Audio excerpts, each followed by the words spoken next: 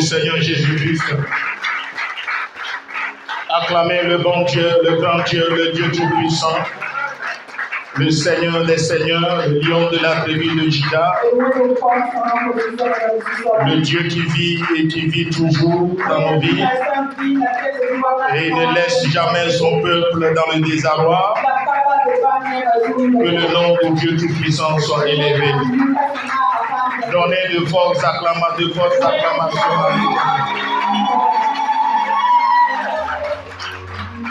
Amen. Nous allons procéder à la lecture du message du texte du jour. Daniel chapitre 1er,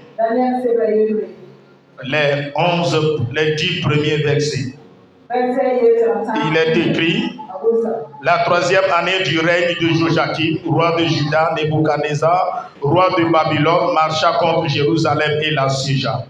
Le Seigneur livra entre ses mains Joachim, roi de Juda, et une partie des ustensiles de la maison de Dieu. Nebuchadnezzar emporta les ustensiles au pays de Shinar, dans la maison de son Dieu, et il les mit dans la maison du trésor de son Dieu. Le roi donna l'ordre à Ashpenaz, chef de ses eunuques, d'amener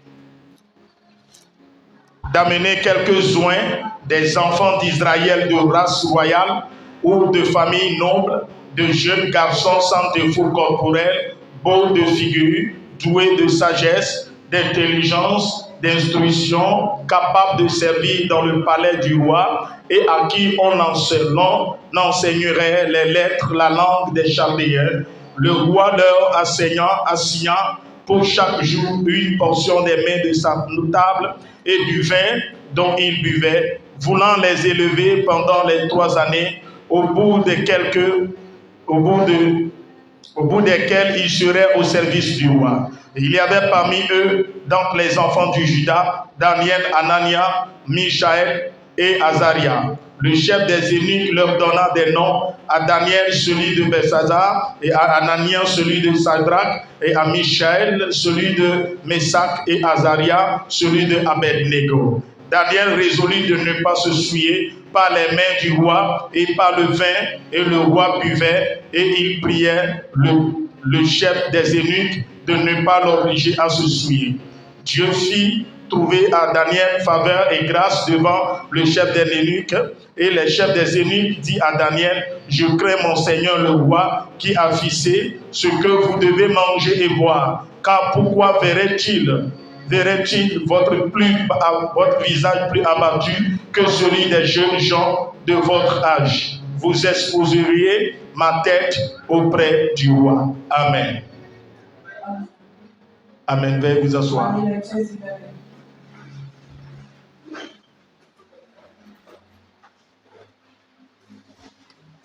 Soldats de Christ, ce matin, nous allons continuer notre programme que nous avons commencé, ça fait 2 semaines. Nous sommes en train de parler de comment reconnaître les 6 tueurs de destinée. Alléluia. Et nous avions parlé des Caïns, des Pharaons et des Balaam. Il a été dit que les Caïns sont des jaloux, des criminels et qui attaquent les chrétiens spirituels et des gens dont leur adoration plaît à Dieu. Et les pharaons sont des autorités politiques ou religieuses qui oppriment le peuple et les asservissent.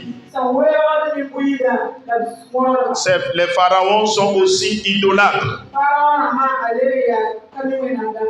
Et nous avons également dit que les Balaam sont des faux prophètes, cupides, qui nouent des alliances avec l'ennemi du peuple.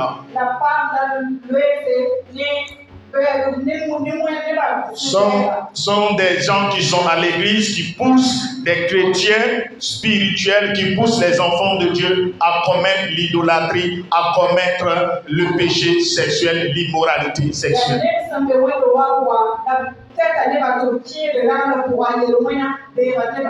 Afin d'attirer la colère de Dieu. Alléluia. Ce matin, nous allons attaquer un point culminant de ce grand thème. Comment dirais-je, la quatrième personne. N'est-ce pas? C'est la quatrième personne. Voilà la quatrième catégorie de personnes qui tuent la destinée des enfants de Dieu. Les Nebuchadnezzar. Les Nebuchadnezzar. Nous venons de lire un texte où on parle de la vie des enfants de Dieu à Babylone. Le Nebuchadnezzar est un puissant roi de la Babylone. Et il a marché contre Jérusalem et dans la ville de Juda. Et il a siégé à Jérusalem. Il détruit complètement la ville de Juda. Et il n'a pas seulement détruit la ville de Jérusalem, mais il a détruit tous les lieux de culte. Les lieux, le temple de Salomon a été complètement détruit. Les ustensiles, c'est-à-dire les objets sacrés, les objets sacrés du temple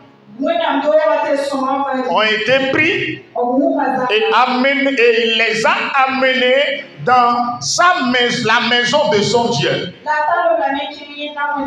Et la Bible a bien précisé qu'il a amené les objets sacrés dans la maison du trésor. Ça veut dire quoi? Le roi babylonien Nebuchadnezzar a une maison du trésor. Or, dans Malachie 3, verset 10, Dieu également dit à son peuple d'apporter la dîme dans la maison du trésor. Ça veut dire quoi? Dans le monde spirituel, dans le camp de l'ennemi, il y a la maison du trésor. Dans chaque couvent de Vétiche, il y a un lieu secret où la destinée des gens sont gardées. La bénédiction des enfants de Dieu sont conservées. C'est pour nous protéger. Dieu dit à son peuple d'amener la dîme dans sa maison du trésor. Aussi longtemps que tu refuses d'amener la dîme de tout dans la maison du trésor du Dieu très haut, tu l'amèneras dans la maison du diable. C'est deux choses. L'ennemi lui-même viendra amener ta dîme dans sa maison. Si tu ne l'amènes pas dans la maison de Dieu. Vous voyez les gens du monde, les francs-maçons, les occultistes, ont la connaissance de la maison du trésor. Mais les enfants de Dieu, Dieu leur parle pour les protéger, mais ils refusent. Donc, quand toi-même tu refuses de payer la dîme de tous tes revenus, tu ne fais pas du mal à Dieu, tu ne fais pas du mal au pasteur, tu te fais du mal, parce que l'ennemi viendra par un autre moyen pour venir prendre ta dîme et l'amener dans le trésor, la maison du trésor. Alléluia. Il a attaqué la ville de Dieu. Et la Bible dit, comme le peuple était dans la désobéissance, Dieu a livré. La Bible dit, Dieu livra la ville entre les mains de Nebuchadnezzar. Les Nebuchadnezzar sont des personnes qui attaquent des enfants de Dieu rebelles, des enfants de Dieu qui n'obéissent pas Dieu. Si tu vis dans la désobéissance, Dieu va envoyer Nebuchadnezzar dans ta vie. Et il ne viendra pas pour te caresser, il viendra pour te détruire. Dieu a livré, on dit Dieu livra le peuple entre les mains de Nebuchadnezzar. Si tu es chrétien, tu n'obéis pas Dieu. Tu ne vis pas dans la volonté parfaite de Dieu. Dieu va envoyer l'esprit de Nebuchadnezzar qui viendra attaquer tes affaires, qui viendra attaquer tes projets, ta famille, et emporter tout ce qui est de ta maison.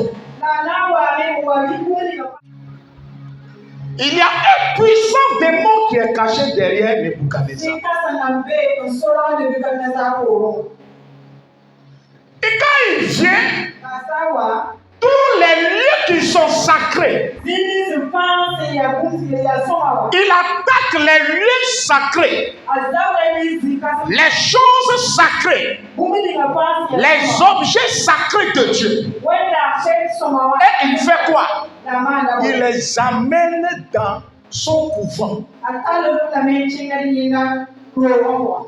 La Bible dit qu'il a pris tous les ustensiles du temple et il les change de lieu.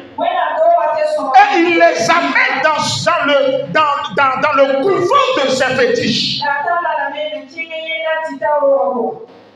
C'est pourquoi vous allez voir, il y a certains chrétiens ici, comme ils vivent dans la désobéissance, leur mariage se trouve dans un couvent emprisonné, fortement gardé. Comme il y a certains chrétiens qui désobéissent Dieu et ils vivent dans la dissolution. Ils vivent comme ils veulent. Ils ne respectent pas Dieu. Satan est venu. Tout ce qui est consacré à Dieu, Satan les a pris, les a envoyés emprisonnés. Les Nebuchadnezzar, qu'est-ce qu'ils font? Quand ils viennent, ils attaquent aux jeunes qui sont spirituels. Il a bien précisé. La Bible dit il ordonna au chef Ashpenaz d'emporter des jeunes qui sont sages, nobles, de race royale. Des jeunes garçons intelligents, sages. Et il les a amenés en Babylone pour qu'ils servent le roi. Le roi Nebuchadnezzar. Il y a un esprit qui est derrière lui qui attaque les jeunes qui ont une destinée glorieuse. Des jeunes intelligents. Ils n'attaquent pas tous les chrétiens. Les chrétiens qui sont intelligents. Des chrétiens qui sont les élus de Dieu. Qui ont une grande mission selon le plan de Dieu. Lui aussi, il les prend et maintenant il les utilise. Il les exploite. Il les possède pour qu'ils le servent. Soldats de Christ. Il y a des esprits, des démons qui travaillent et ils n'attaquent pas les chrétiens paresseux. Satan n'a pas besoin des chrétiens paresseux. Satan n'a pas besoin des chrétiens qui ne prient pas. Mais il a besoin des chrétiens qui prient. Des chrétiens qui jeûnent. Des chrétiens qui sont éveillés spirituellement. Des chrétiens qui connaissent la voix de Dieu. Le roi dit, j'ai besoin des gens, des jeunes qui sont de la race royale, des élus de Dieu, qui ont été rachetés par le sang de Jésus.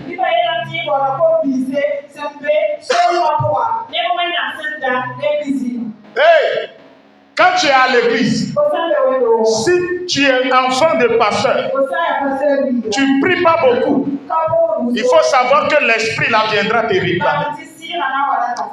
Si tes parents sont des autorités, tes parents sont intelligents, et tes parents ont de grandes visions, il faut savoir que l'esprit là viendra vous réclamer. Il viendra chercher tes enfants pour pouvoir les détruire, les manipuler, les exploiter à sa manière. Ne jouez pas avec l'esprit de Nebuchadnezzar. La Bible dit, il a pris ses enfants, maintenant les amener dans le palais. Ça ne suffit pas. Maintenant, il veut les éduquer. Il veut leur donner une autre éducation qui est différente de l'éducation juive. La Bible dit qu'il veut les instruire. Les lettres et qu'on les enseigne la langue chaldéenne. Et premièrement, qu'est-ce qu'il a fait? Il a changé leur nom. Et maintenant, parmi ses enfants juifs, il y avait 4. Daniel et ses 3 frères, qui sont les fils de Joachim. Alléluia. Ils sont de la race royale. Ils sont très intelligents. Ils ont la sagesse, la connaissance juive. Ils ont toutes les connaissances de Dieu, sur Dieu. Maintenant, qu'est-ce qu'il a fait? Il a changé leur nom. Quelle est la mission du changement du nom? Quel est le but du changement de nom? C'est pour qu'ils oublient leur Dieu. Pour qu'ils oublient d'où ils viennent. Et le roi a donné le nom de fétiche à ces 4 jeunes gens. Donc la première des choses que l'esprit de Nebuchadnezzar fait, il te récupère et le nom que Dieu t'a donné. Si tu t'appelles le béni de Dieu, il change la bénédiction en malédiction. Si tu as une destinée, il change ta destinée. Si tu t'appelles Pierre, il change Pierre en Simon. Parce qu'il sait que Simon veut dire poltron, le peureux. Il sait que le Képhas veut dire le roc sur lequel je bâtirai mon église. Il a changé le nom de Daniel en Belshazzar.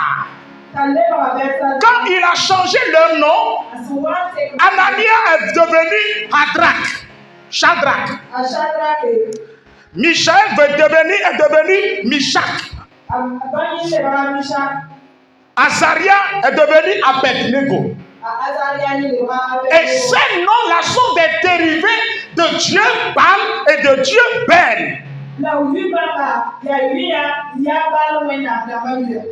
Mais vous allez remarquer que Daniel et ses frères n'ont rien dit par rapport au changement du nom. Parce qu'à l'époque là, il y avait une loi. Le maître a tous les droits sur l'esclave. Donc comme ils sont esclaves, ils n'ont pas le droit de dire quoi que ce soit.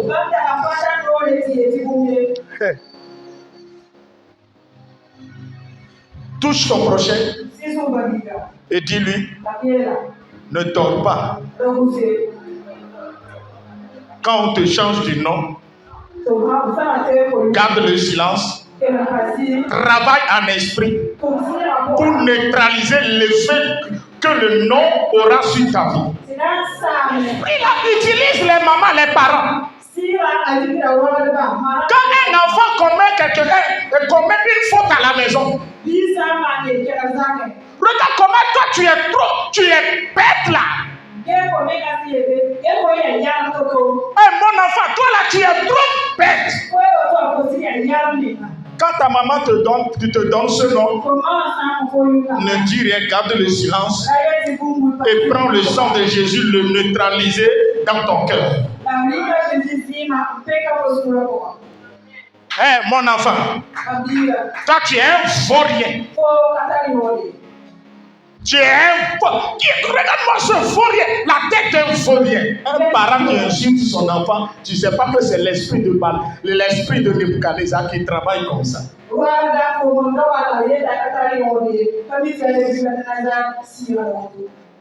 Donne la main à ton prochain, dis-lui, ne change pas le nom que Dieu a donné à ton enfant. Oh, alléluia. Oh, alléluia. Daniel a dit dans son cœur, vous avez changé nos noms, mais spirituellement, c'est le nom de Daniel qui va travailler. C'est le nom de Anania qui va travailler. C'est le nom que Dieu nous a donné qui va influencer notre vie, pas le nom des fétiches, pas le nom de famille.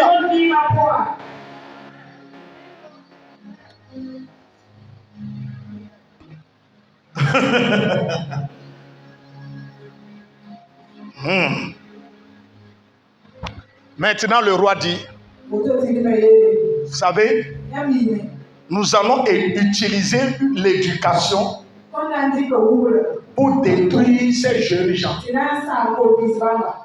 pour corrompre leur cœur, corrompre la connaissance qu'ils ont de Dieu. Nous allons pervertir leur cœur. Et maintenant, il dit, vous devez les enseigner en langue chaldéenne, en toutes les sciences de notre royaume.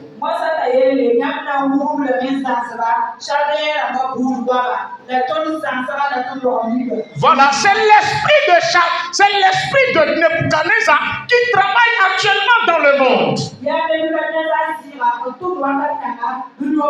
Satan utilise les réseaux sociaux pour donner une autre éducation à nos enfants. Tes parents te disent à la maison, l'ennemi utilise les masses médias, les réseaux sociaux pour te former, pour te donner une autre mentalité, pour te donner un autre cœur.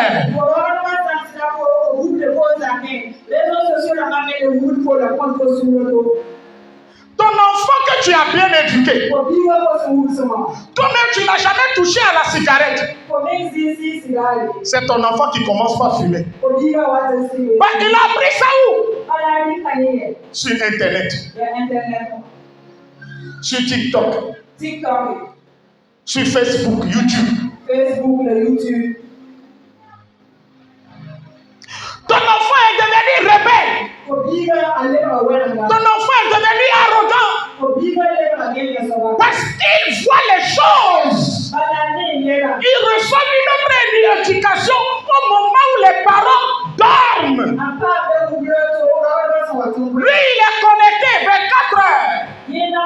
sur 24 à l'Internet. Ton enfant déjà à 18 ans, à 16 ans, à 14 ans, a déjà des relations avec les filles, des relations avec les jeunes garçons.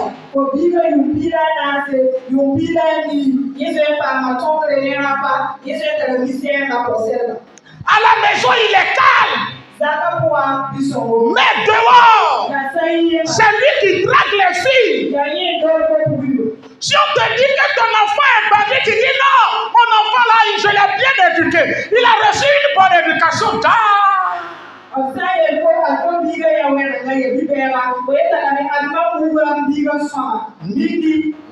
Nebuchadnezzar l'a récupéré sur Internet. Il l'a transformé, lui a donné une autre éducation. Parents, observez bien vos enfants. Regarde bien si ton enfant là, la manière dont il vit aujourd'hui, c'est ce que tu l'as appris. La manière dont il parle, est-ce que c'est ton sang qui parle à travers lui? Ou bien c'est un autre esprit? Esprit Nebuchadnezzar possède les enfants. Il dit, possédons-les, utilisons-les, donnez-les d'autres éducations.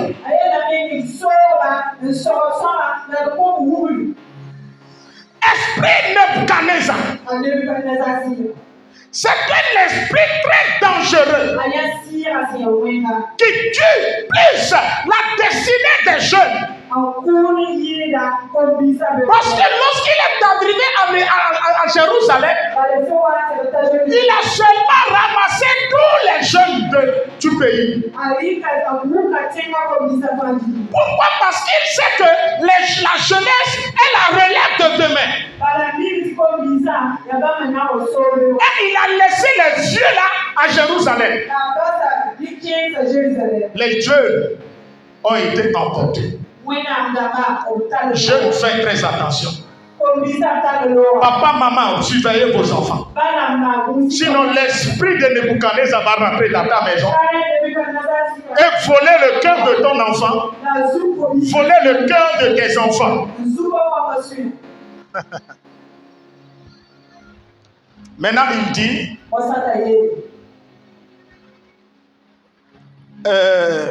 les enfants là, ces jeunes là seront logés au palais.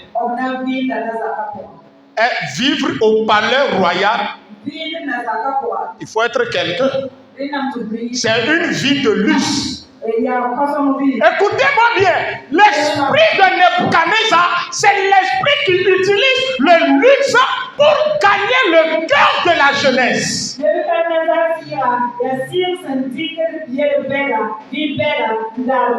Le luxe. Aujourd'hui, la jeunesse veut vite réussir, veut vite gagner le gain facile.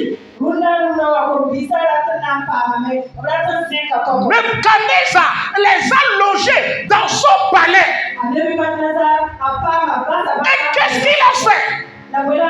Il a simplement dit, ma nourriture sera leur nourriture.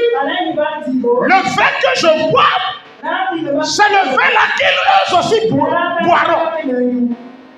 Vous voyez, il les a tellement élevés pour pouvoir détourner leur cœur du chemin de Dieu. Des jeunes qui sont consacrés. L'esprit de Nebuchadnezzar, c'est un esprit qui attaque une vie de consécration. Il ne veut pas que les jeunes soient délivrés à une vie de consécration.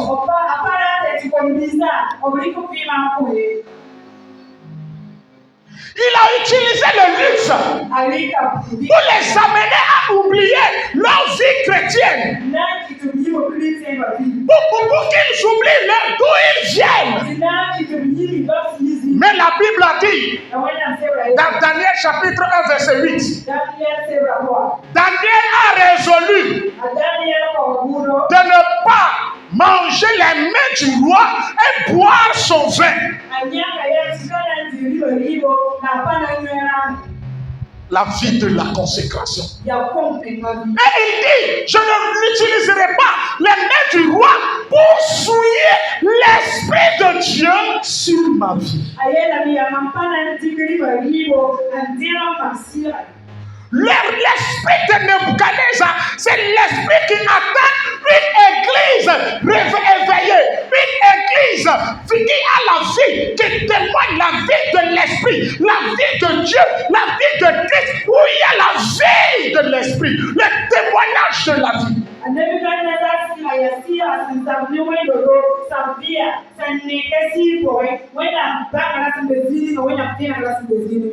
Quand il rentre dans l'église, les jeunes qui vivent la consécration, les jeunes qui vivent la sanctification, c'est sûr. Lève-toi. Lève-toi un peu. Lève-toi un peu.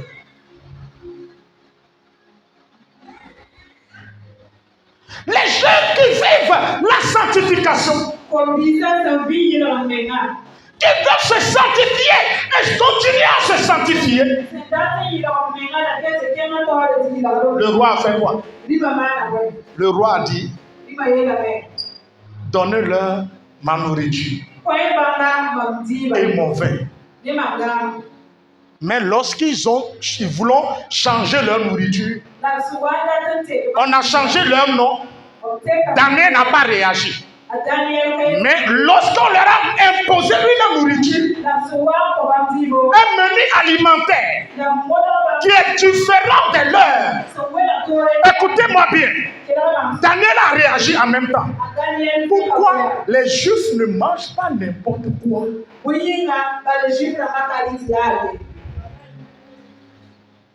Dans le Nouveau Testament, dans Jean chapitre, dans le Nouveau Testament, dans Actes chapitre 11, verset 7, Actes 11, 7, Pierre dit, j'ai entendu une voix qui me disait, lève-toi Pierre, tue et mange. Mais je dis non, Seigneur, car jamais rien de souillé ni d'impur n'est entré dans ma bouche. Vous voyez, c'est Pierre qui parle. Les Juifs ne mangent pas n'importe quoi. Ils sont sélectifs dans le manger. Mais aujourd'hui, le chrétien, Jésus a versé son sang. Jésus même dit, tout est permis, mais ce n'est pas tout qui est bon pour le ventre. Hein? Soldat de Christ. Soldat de Christ.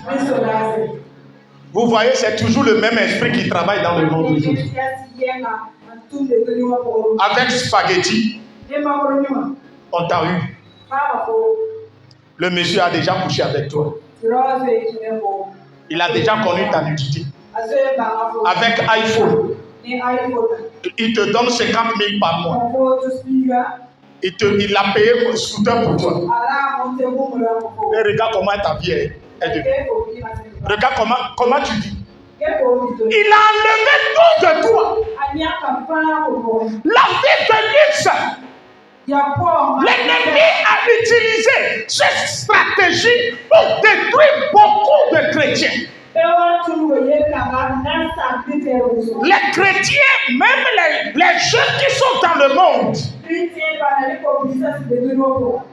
tout le monde est concerné. Mais Daniel a dit, je ne vais pas utiliser cette nourriture, manger cette nourriture pour souiller l'Esprit de Dieu qui est en moi.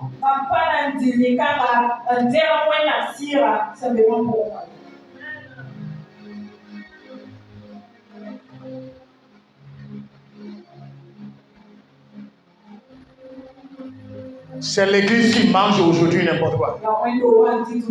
L'église qui mange au hasard. J'ai publié une vidéo la fois passée, le jour de Tabaski.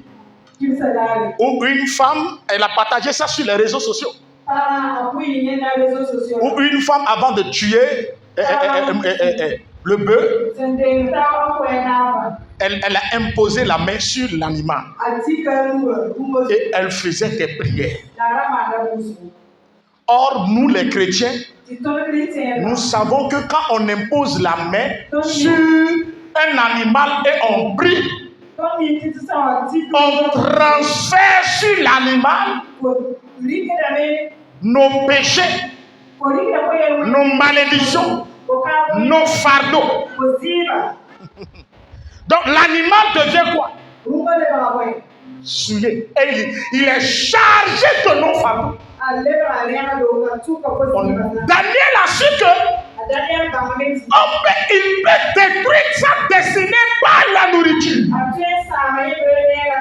On peut voler sa chance, son étoile, éteindre sa lumière.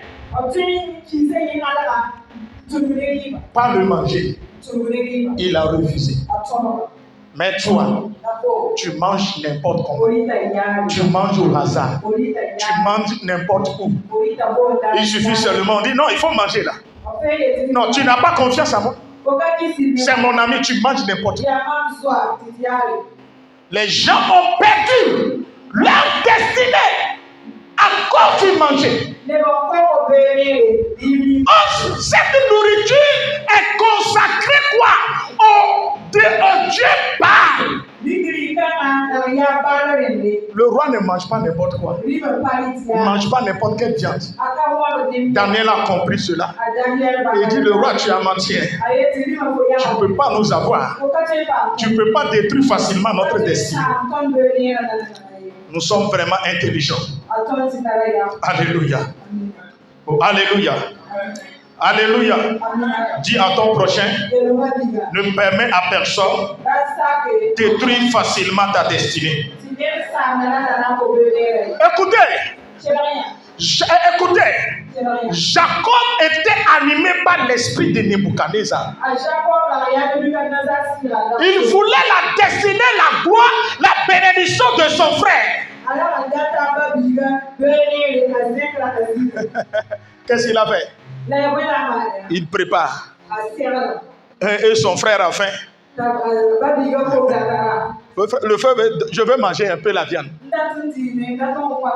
Il dit, tu es bête ou quoi? Moi, je veux quelque chose d'abord.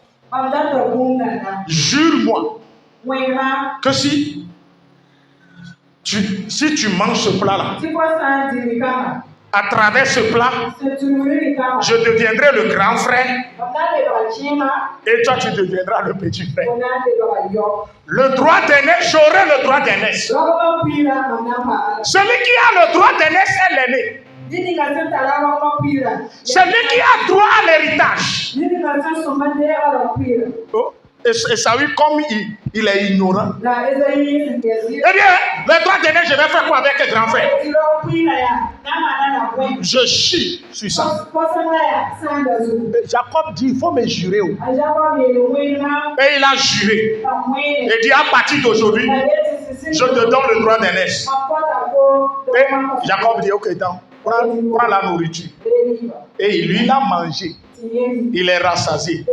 Depuis ce jour, toutes ces bénédictions, même de la part de son père, de la part de Dieu, ont été transférées sur qui? Sur Jacob. Et il s'est énervé. Et il veut maintenant tuer Jacob. Il ne peut pas le tuer parce que c'est lui-même, à cause du vent, de la nourriture, il a vendu sa destinée.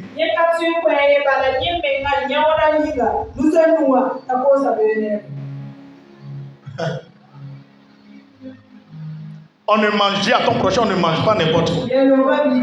Même si tu as faim là, on ne mange pas n'importe où, on ne mange pas n'importe quoi.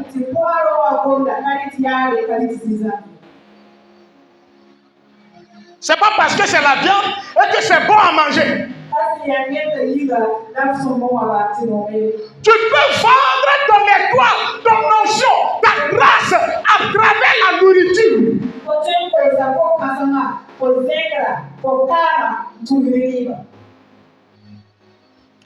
Vous savez, ça est dans mon portable.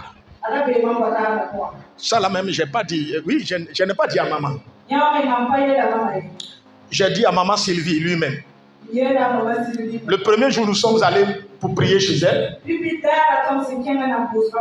Le Saint-Esprit m'a interdit de toucher à l'eau, même tout ce qu'elle va me donner, de ne pas prendre. J'ai donné des consignes à mes enfants. Et nous sommes allés. C'est ma fille, non? Elle est diaconesse, non? Mais Dieu m'a interdit. On a prié. Et à la fin, elle a fait sortir de l'eau et puis la boisson. J'ai dit, ma fille, je ne peux pas. Mes enfants, eux aussi n'ont pas pris. Nous sommes partis. Dieu m'avait déjà averti. Deuxième séance de prière. Dieu ne m'a rien dit. Demandez le jour là. Dès que je suis arrivé, j'ai eu une grande soif. Elle m'a servi à boire. Donc mes enfants me regardent si je vais boire. Dès que j'ai bu, eux aussi m'ont suivi. On a fait la prière. Arrivé à la maison, dans la nuit profonde, la fièvre a tapé.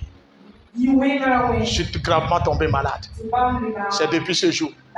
Je suis tombé malade jusqu'à maintenant. C'est Dieu qui m'a sauvé. Et je lui ai écrit le message, c'est dans le portable. Que ma fille, j'ai désobéi à Dieu. Et j'ai été attaqué dans la prière.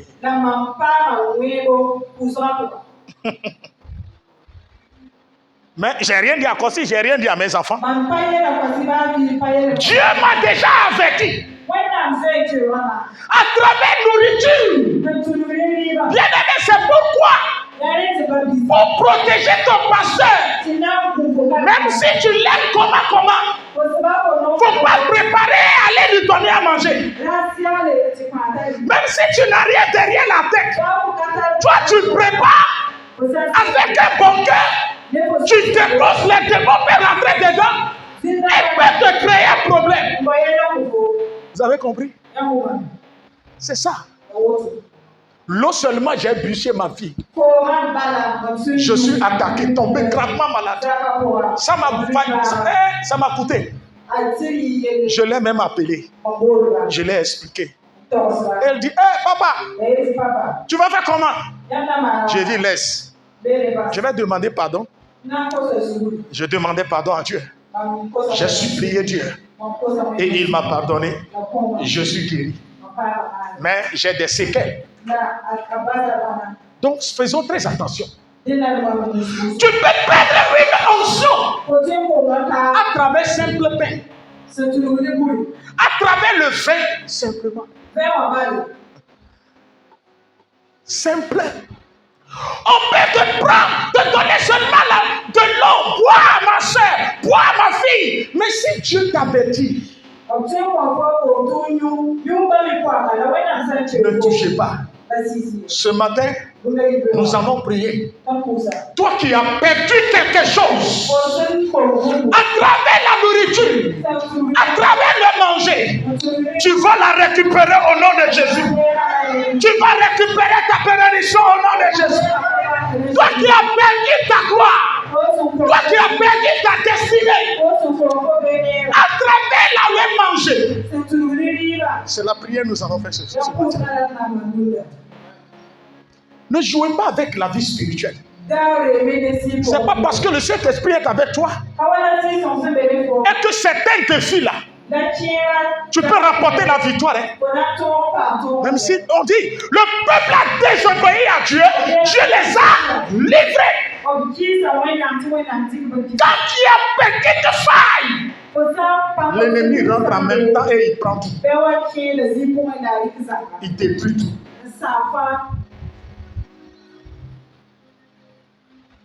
Le roi Nebuchadnezzar. Oh.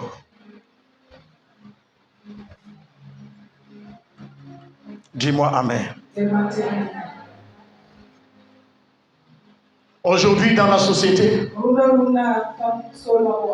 L'argent est remplacé par Dieu. Celui qui a l'argent est plus respecté. Le système là est rentré dans l'église. Les pauvres n'ont plus droit à la prière. Ce sont les riches qui ont droit à la prière. Tu n'as pas l'argent, tu ne peux pas voir le pasteur. Si tu as l'argent, tu es bien planté. Tu es la bienvenue. C'est ça, non? À Ouaga aujourd'hui, c'est ça, non? Non, répondez-moi. Moi, l'esprit là ne va pas toucher. Prends-moi mon cœur. Voler mon cœur. C'est pourquoi je n'ai pas établi un protocole. Il n'y a pas de protocole pour me voir. Mon père spirituel ne m'a pas enseigné comme ça. Tu viens chez lui, tu l'appelles à tout moment. Il y a des serviteurs de Dieu, ils ont des numéros spécialisés pour les riches et des numéros spécialisés pour les pauvres.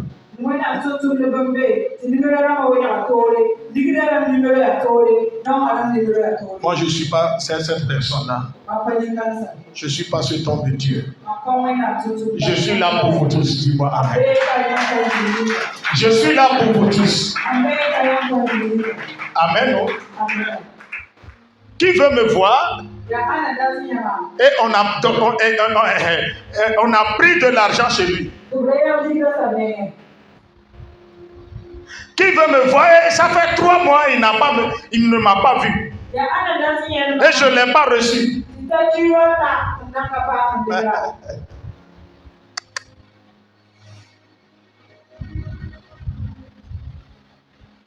À moins que je suis indisposé. À moins que je me repose. Et tu es venu à un moment où il ne fallait pas. Alléluia. Alléluia. Dis-moi amen. Dis-moi un bon amen. Dis-moi amen, amen.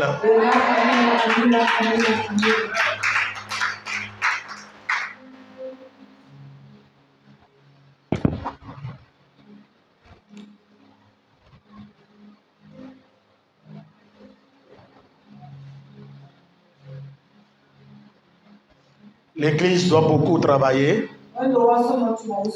pour sauver l'âme des jeunes de la main de l'ennemi. Il faut aussi noter que Nebuchadnezzar est un grand idolâtre. Un puissant homme politique. Son esprit manipule certains politiciens à se livrer à l'occultisme à outrance à cause du pouvoir. Vous allez voir ça dans Daniel 3, 1 à 11. Et ceux qui ne sont pas prêts à rentrer dans les loges et les sectes pernicieuses sont mal accueillis dans la société de Babylone. Aujourd'hui, si tu n'es pas dans les loges, tu es mal placé. Tu n'as pas quelqu'un pour te parrainer. Il parle de parrainage.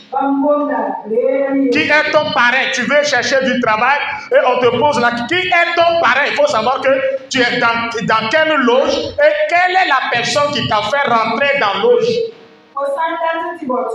C'est lui ton parrain. Aujourd'hui,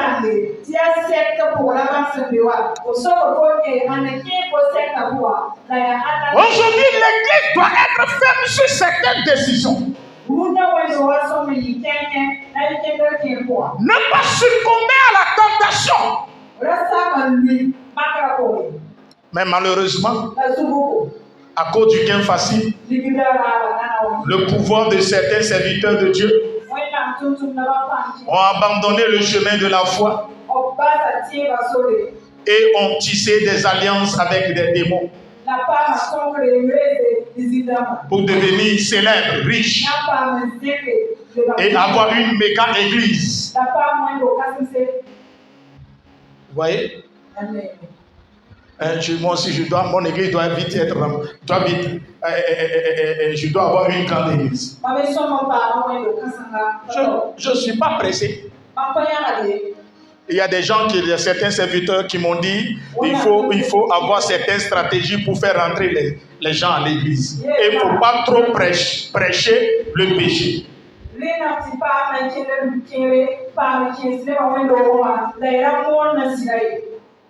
Ne pas toucher à la vie que mènent les membres de ton église. Il faut seulement les utiliser à tes fins. Maman est là-bas. J'ai dit, moi, aussi longtemps que Kossi, mes collaborateurs ne sont pas transformés, je ne vais rien faire. Je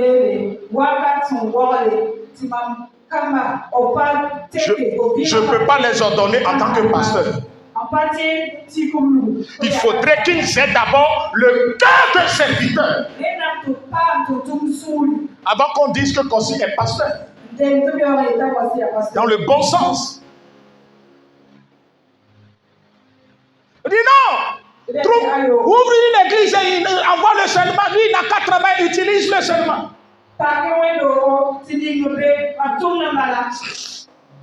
C'est l'esprit de Nebuchadnezzar. Dis à ton prochain que Dieu nous aide. Le diable a tenté Jésus dans le désert. Il a dit à Jésus de se prosterner devant lui pour qu'il lui donne le pouvoir. Luc 4, 5 à 7. Vous voyez? Daniel, on a dit à Daniel et les frères. Le roi Nebuchadnezzar a dit, prosternez-vous devant l'idole que j'ai établi.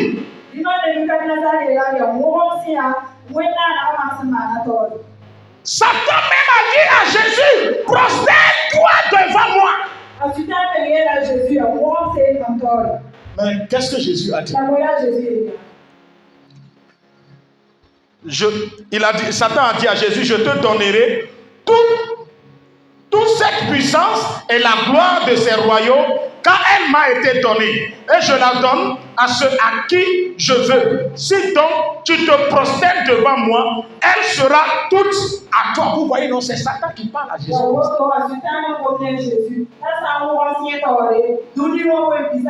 Bien-aimé, nous sommes appelés, l'Église est appelée à fléchir genoux devant le Dieu vivant, uniquement devant Jésus et son Père, pas devant les fétiches, pas devant qui que ce soit.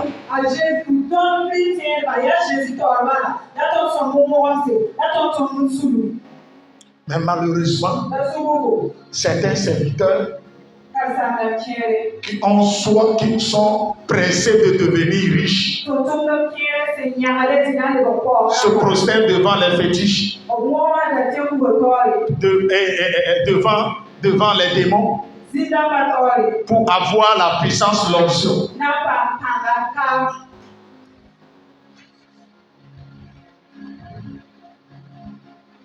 Vous savez, l'esprit de Nebuchadnezzar pousse les chrétiens également dans l'idolâtrie.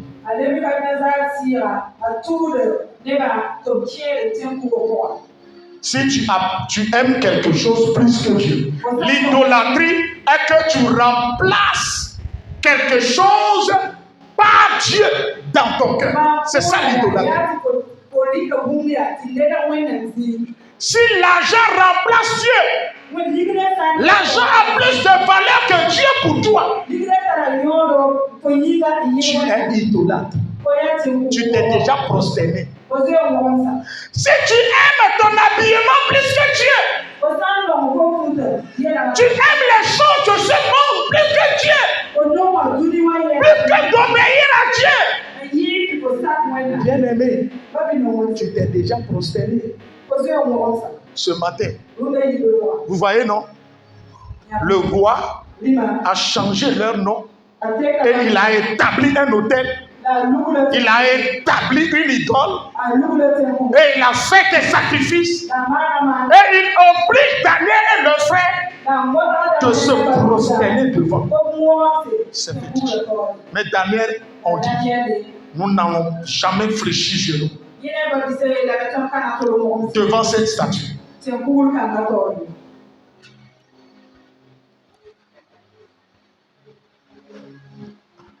Et ils sont prêts à ce qu'on les jette dans le feu. Et lorsqu'on les a jetés dans le feu, la quatrième personne est descendue. La puissance du sacrifice. Tu es prêt pour être brûlé, pour être consommé par le sacrifice de la décision. Vous savez que la décision est un sacrifice. Je suis prêt à mourir pour Christ. Savez-vous que c'est un sacrifice? Les gens sont dans cette église, mais ils ne sont pas encore prêts pour servir Dieu. Ils ne sont pas encore prêts pour abandonner la vie de débauche. Ils ne sont pas encore prêts pour dire non. Je ne vais pas fléchir chez nous. Je ne vais pas me prosterner. Et l'esprit de Nebuchadnezzar est rentré dans l'église.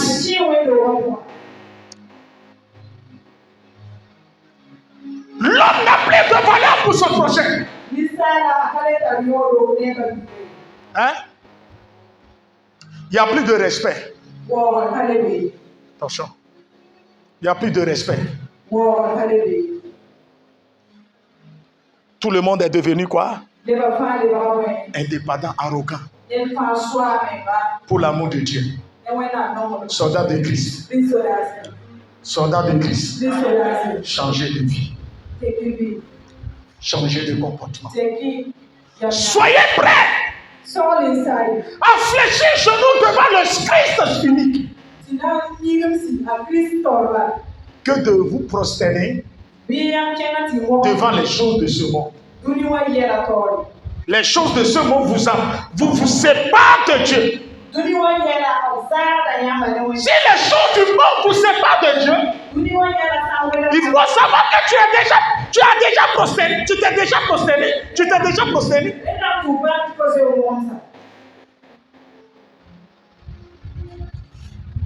N'oubliez pas que l'esprit de Nebuchadnezzar attaque les chrétiens qui ont désobéi à Dieu.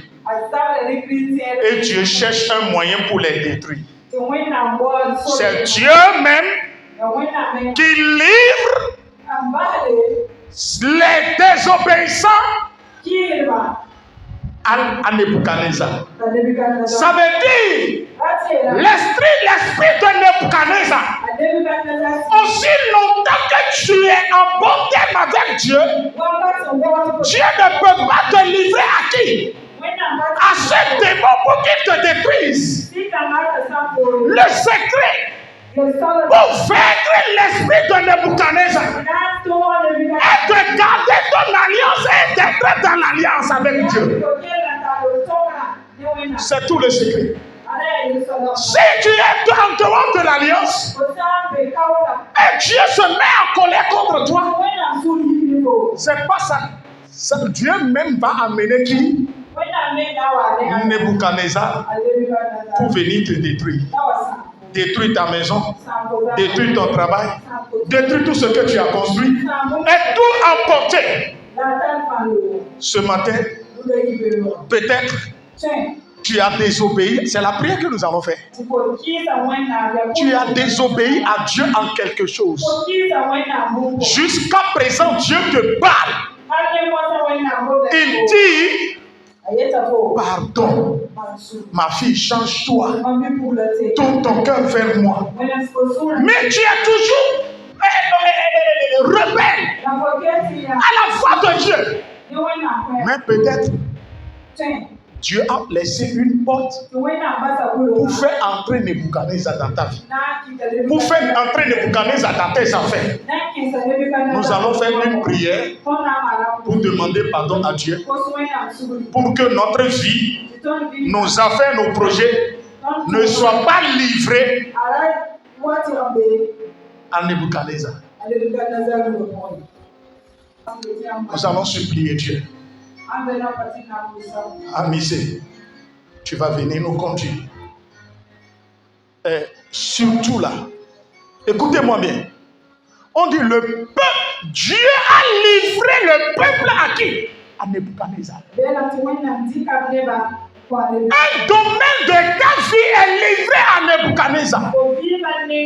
La vie de consécration est touchée, infectée, parce qu'un domaine dont Dieu occupe une partie et Satan aussi occupe une partie de ta vie. Ce matin, il faudrait que Dieu occupe toute ta personne. Amici, viens nous conduire. Ta repentance doit être totale. Ton alliance là, tu dois revenir dans l'alliance. Dis à ton prochain, fais tout pour revenir dans l'alliance.